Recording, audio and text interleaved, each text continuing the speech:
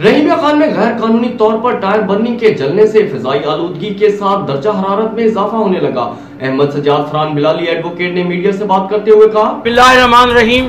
آج ایک بہت اہم ایشو ہے۔ ماحولیاتی آلودگی میں پاکستان ان 12 ممالک میں شامل ہے جو کہ ماحولیاتی تبدیلیوں سے متاثر ہوئے۔ جسم کے اوراق پہلے بھی جلے تھے بارہا، جسم کے اوراق پہلے بھی جلے تھے بارہا، شہر میں یوں ہر قدم لیکن کبھی بکھرے نہ تھے۔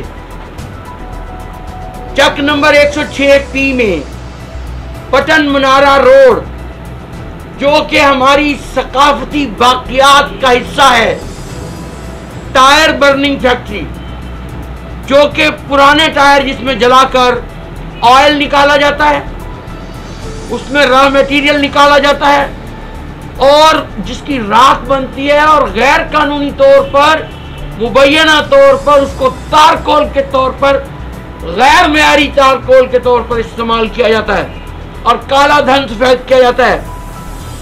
اس فیکٹری نے فضا کو آلودہ کر رکھا ہے۔ اس کا گندا پانی، اس کا ڈرینیج سیم نالا میں ڈالا جاتا ہے جس سے آبی حیات ختم ہو گئی ہے۔ اس سے نکلنے والا ٹیمپریچر، راکھ، ہمارا ثقافتی ورثہ پٹن منارہ کو تباہ و برباد کر رہا ہے۔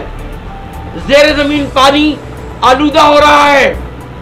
کم سن بچوں کو یہاں ملازم رکھا گیا ہے جن کے ہاتھ جسم کالے ہیں، آپ دیکھ سکتے ہیں، اور ان کو کوئی سیکیورٹی نہیں دی گئی، نہ کوئی یونیفارم ہے، نہ حفاظتی میئرز ہیں، نہ کوئی انتظام ہے۔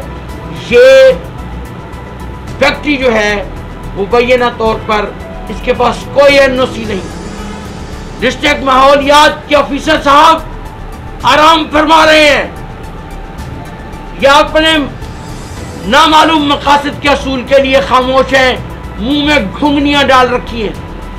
ارباب بست و کشاد اس پر توجہ نہیں دے رہے ہیں۔ حرارت میں مسلسل اضافہ ہو رہا ہے اور اس بے لگام فیکٹری کو جو کہ انسانی، حیوانی اور آبی حیات کے لیے سم قاتل ہے، روکنے والا کوئی نہیں۔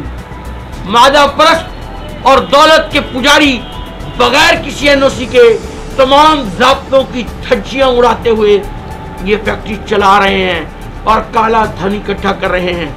Environmental protection agency, district officer ماحولیات، district child protection officer, district social security officer, chief officer municipal corporation, deputy commissioner Rahimiya Khan, district officer لوک پرسا، انوائرمنٹل پروٹیکشن ایکٹ کے تحت، چائلڈ پروٹیکشن ایکٹ کے تحت، چائلڈ لیبر ایکٹ کے تحت اور دیگر مروجہ قوانین کے تحت فوری کارروائی کریں اور اس کو بند کریں۔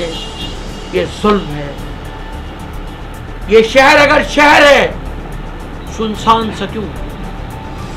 اس شہر کا ہر بندہ پریشان سا کیوں؟ اس شہر کے لوگ جسے کہتے ہیں مسیحا، وہ شخص میرے درد سے انجان سا کیوں؟ اور مٹی کا بنا ہے تو گھل کیوں نہیں جاتا؟ پتھر کا صنم ہے تو یہ انسان سا کیوں؟